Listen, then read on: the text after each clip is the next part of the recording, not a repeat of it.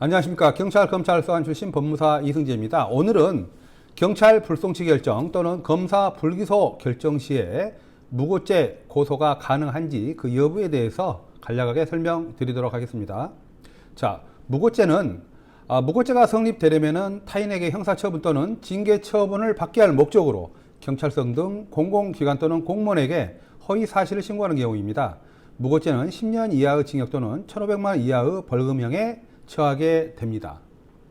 자, 무고죄 성립에 필요한 핵심 3요소를 한번 살펴보도록 하겠는데요. 첫 번째, 타인으로 하여금 형사처분 또는 징계처분을 받게 할 목적으로 허위 사실을 신고해야 합니다. 상대방을 처벌받게 할 목적이 있어야 한다는 것이죠. 두 번째, 공공기관, 공무원에게 구두, 고소, 고발 등 신고 행위를 해야 합니다. 경찰서, 검찰청 등에 서면 제출 등 신고를 해야 한다는 것입니다. 마지막으로 신고한 내용이 객관적 사실에 반한다는 것을 확정적 또는 미필적으로 인식하는 고의성이 있어야 합니다. 사실에 기초하여 그 정황을 다소 과장하였다면 무고죄가 성립하지 않으며 허위성에 대한 인식이 없는 때에도 고의성이 없으므로 성립하지 않습니다. 따라서 경찰 등 수사기관에서는 특히 고소, 고발 사건 등에 대하여 무고죄 판단에 필요한 기초 조사를 하게 되는데요. 고소장 등에 기재된 허위 사실에 대한 핵심 내용을 토대로 서면을 작성하게 된 경위, 동기, 목적 등을 상세하게 조사하여 무고죄 성립 여부를 판단하게 됩니다. 경찰서 불송치 결정 시 무고죄가 성립되는지 여부를 한번 보겠습니다. 경찰 불송치 결정이란 사법경찰관이 사건을 수사한 결과 범죄의 혐의 없음 등의 이유로 검찰에 사건을 송치하지 않겠다는 결정입니다. 사법경찰관의 불송치 결정에 대하여 고소인 등은 이 신청을 통해 관할 검찰청의 검사로부터 경찰의 사건 처리에 대한 위법 부당함을 제기할 수 있으며 검사는 상당한 이유가 있다고 판단할 경우에 보안수사 요구 등을 통해서 재수사 여부를 결정하게 됩니다. 결론적으로 말씀드리자면 경찰의 불송치 결정 시 고소인에 대하여 바로 무고죄가 성립한다고 할 수 없습니다. 무고죄가 성립 여부는 신고 경위, 피해 사실 등 사건 발생 관련성, 허위 사실 유무, 고의성 등 다양한 요소를 구체적으로 조사한 후에 최종적으로 무고죄 성립에 대한 판단을 하게 되는 것입니다.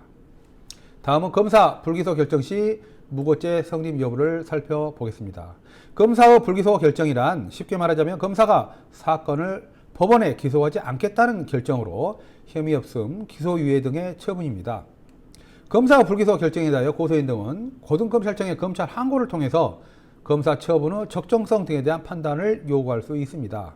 검사 불기소 결정 시에도 경찰 불송치 결정과 마찬가지로 고소인 등에 대하여 바로 무고죄가 성립한다고 할 수는 없습니다. 자, 그렇다면 무고죄 성립에 필요한 대응 방법에 대해서 말씀드리겠습니다. 우리나라에서는 특히 사기 등 재산범죄에 대하여 형사사건화로 인한 고소고발 사건이 많이 발생하는 특징이 있습니다.